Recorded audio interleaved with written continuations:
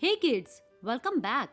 Today we will learn the new odd family words. Let's see the sounds together and read them with fun.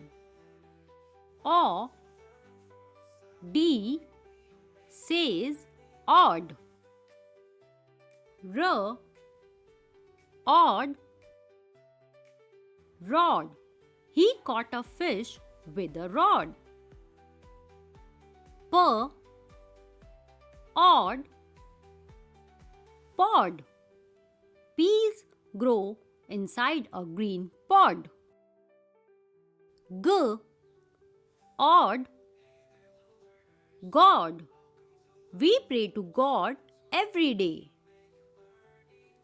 K odd cod. Cod is a fish that swims in the sea. N odd nod. We nod our head to say yes.